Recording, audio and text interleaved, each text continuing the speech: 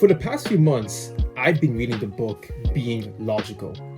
It's a short but information packed book with the sole purpose of helping you become more logical through the art and science of logic.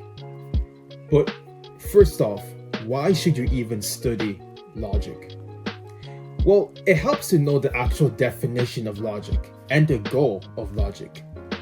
Firstly, the goal of logic is to attain the truth. And the whole point of logic, the definition of logic, is the study behind clear and effective thinking. So, what do I mean by that? Well, how can you reason correctly to come to accurate conclusions of a specific debate, argument, or simply deduce the truth? That is what logic is, the science and art of clear and effective thinking. Logic. You'll begin to realize that we all use logic every single day. You may not realize that you were using it, but we all use logic. When you're deciding to go to the grocery and get something in the store, you're using logic to decide whether or not it's a good idea to pick up this fruit or that sweet. Which one is better? That is a form of logic. Now, of course, there's two forms of logic: illogical and logic. So let's actually start with effective logic, the form of logic that we want to use.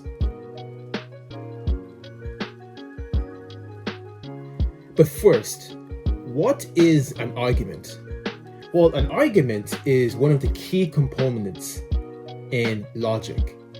And to put it simply, it's the most foundational way of thinking. It's when you have two statements, and in this term, in logic terms, it's premise. When you have two premises and you then have a conclusion, a concluding statement, that is a basic form of any argument. If I said that I saw an animal that has pointy ears, it has two whiskers, or it has a few whiskers on him, and it has a tail, I can then conclude that the animal that I'm looking at is a cat. That was a basic form of logic, a basic form of an argument. I had my statements, and I ultimately had a conclusion. My two statements were there to support my argument, and then I had my conclusion. That is a basic form of an argument. So, what are the goals of a statement and a conclusion?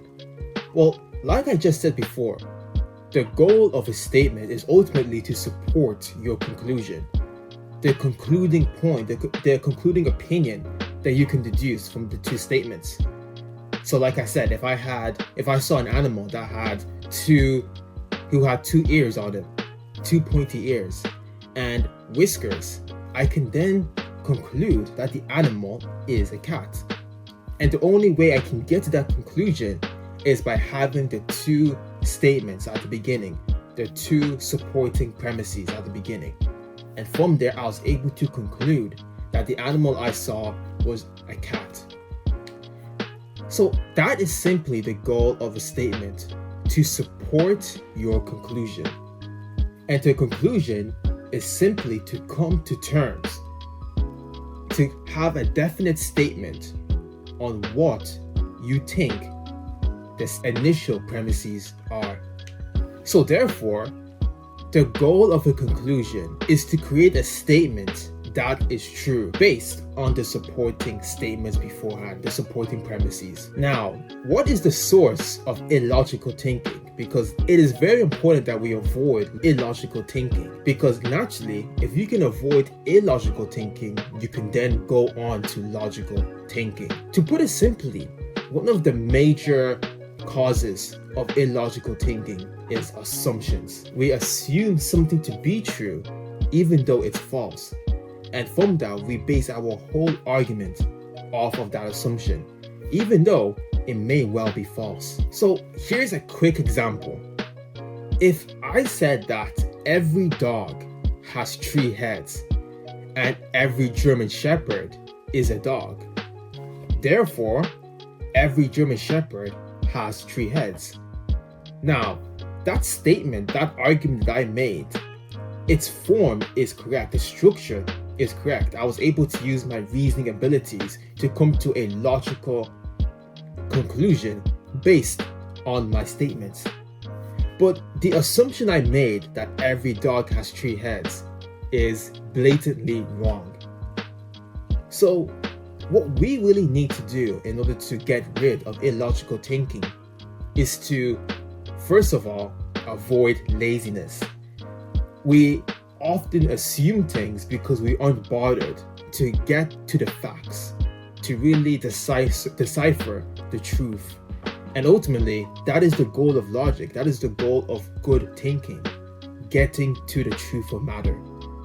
So when we actually go and figure out, we do our research and actually find the truth, we can actually remove a whole lot more of the illogical reasoning and thinking that we do so much in our lives. Logic is an art, and it is also a science.